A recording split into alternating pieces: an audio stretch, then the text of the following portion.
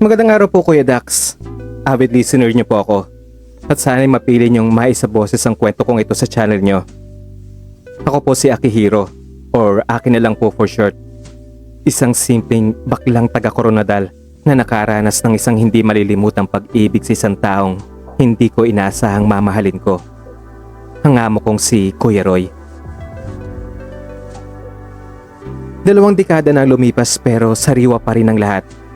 Hindi ko masasabing perpekto ang lahat na nangyari, pero sobrang kilig, lungkot, at aral na naiwan ito sa puso ko. Sisimulan ko ang kwento ng isang gabi ay tumawag ang pinsan kong si Che.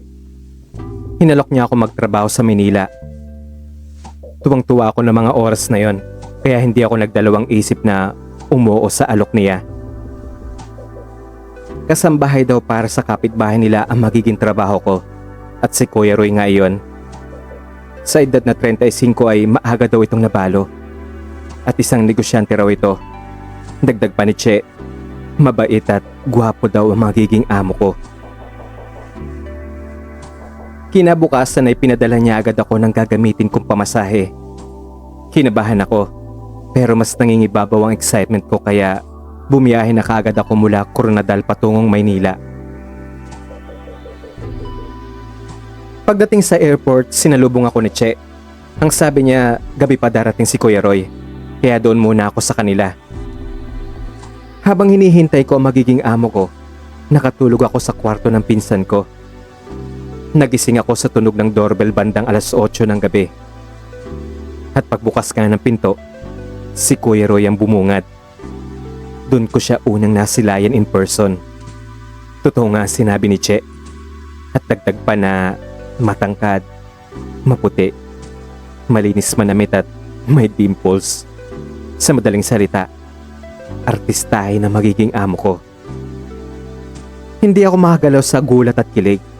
Napansin pa ng pinsan ko na nakatitig lang ako kay Kuya Roy. Nagpakilala siya na siya daw magiging amo ko at ang pangalan niya nga ay Roy. At wag na wag daw akong mahihiya sa kanya. Kinabukasan, ipinakita niya sa akin ang bahay.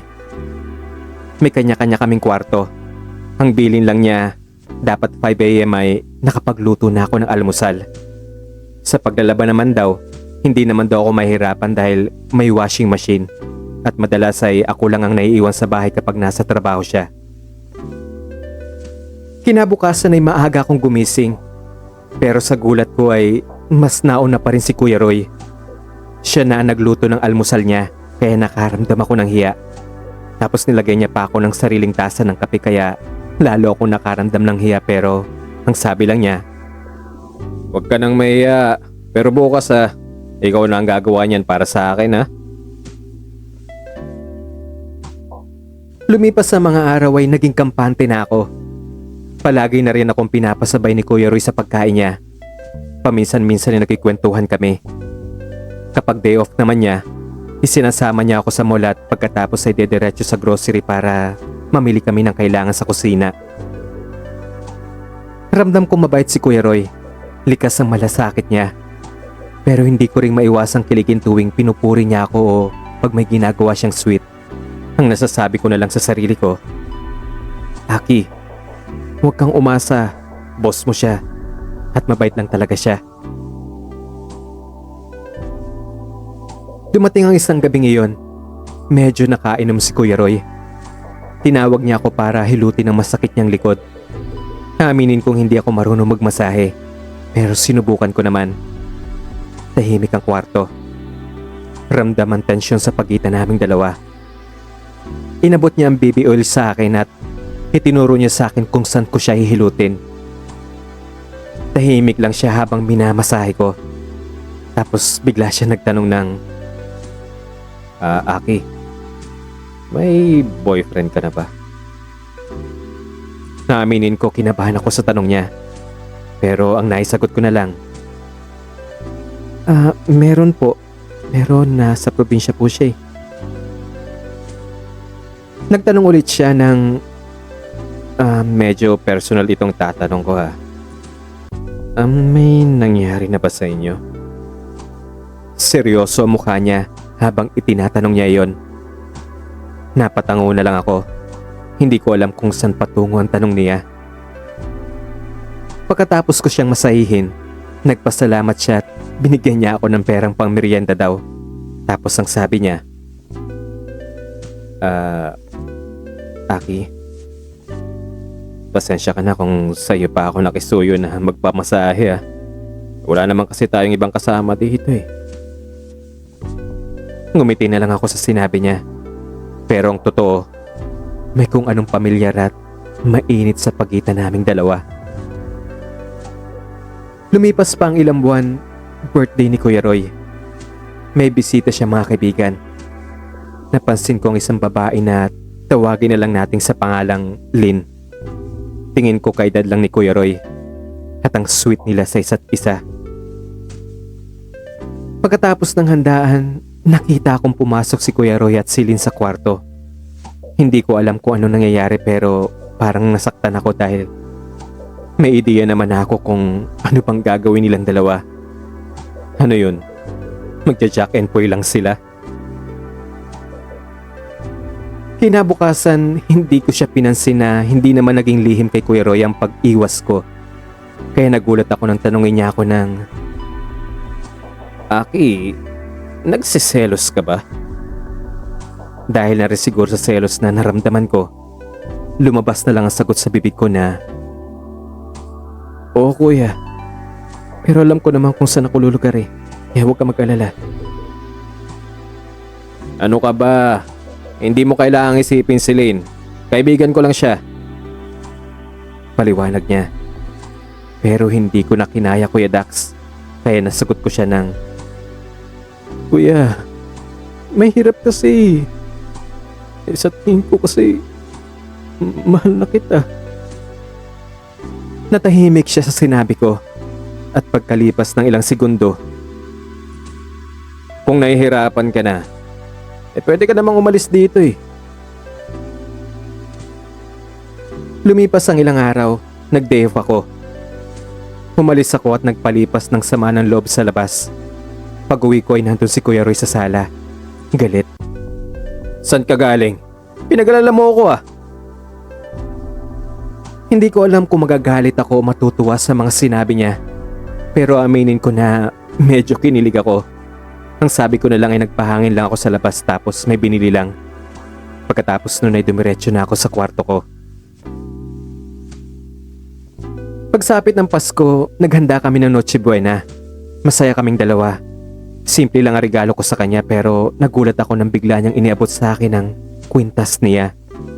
At ang sabi niya, Ibibigay ko sa iyo to, Aki ah. Alagaan mo to, gaya ng pag-aalaga mo sa akin. May sasabihin ako sa iyo, Aki. Nang totoo naman yan, mahalaga ka sa akin. Mahalaga ka na sa akin. May puwang ka na sa puso ko. Pero sana maintindihan mo na darating ang panahon na gusto ko muling bumuo ng pamilya. Magkaasawa at magkaanak. Gets mo ba? Naintindihan ko naman ang mga sinabi niya. May mga bagay akong hindi nakakayang ibigay sa kanya. Siguro kung pinagbigyan man niya ako, pansamantala lang yun. Pero darating at darating talaga na kailangan niya pa ring mamili at alam kong hindi ako ang pipiliin niya. Kung ano mang nangyari sa amin, hanggang dun lang yun. Kuya Dax, maraming taon nang lumipas pero hindi ko makakalimutan si Kuya Roy. Hindi man kami nagkatuluyan, alam kong minahal niya rin ako sa paraang kaya niya.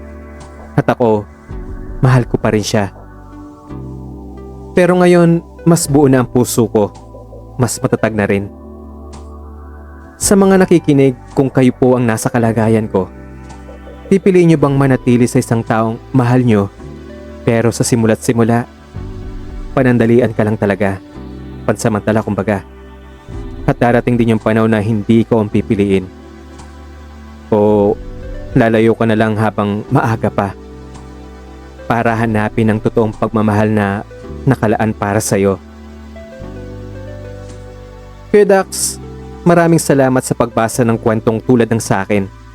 Sa may mga gustong sabihin tungkol sa kwento ko, paki-comment nyo na lang po sa ibaba para mabasa ko. Ako si Aki, at ito ang true confession ko. Maraming salamat Aki sa pagpapadala ng sulat mo. Sa mga gusto pong magbahagi ng kanilang mga kuro-kuro, suggestion, paki-comment na lang po sa baba at sigurado ako mababasa ni Aki yan. At sa mga magko-comment po, sana naman po maging maingat po tayo, wag po tayo maging harsh. Sabihin po natin in a good way. At kung nagustuhan niyo po ang kwento, paki-hit na lang po yung like. At kung hindi pa po kayo nakasubscribe, please consider subscribing po sa channel ko. At i-hit nyo na rin po yung notification bell sa tabi ng subscribe button. Paki-add na rin po ako sa Facebook account ko, Dax Magno, at paki-like na rin po yung Facebook page ko. Nasa screen po yung mga detalye, nandyan po sa pinaka lower corner po ng screen natin. At kung gusto nyo rin pong magpadala ng true confession nyo, nandyan din po yung email address ko. O kaya PM nyo rin po ako sa page ko or PM nyo rin po sa personal account ko. Yun lamang po at maraming salamat po muli sa walang sawang pagsubaybay sa mga kwentong ini-upload ko. Kita-kinig po tayo sa susunod na kwento. Bye-bye!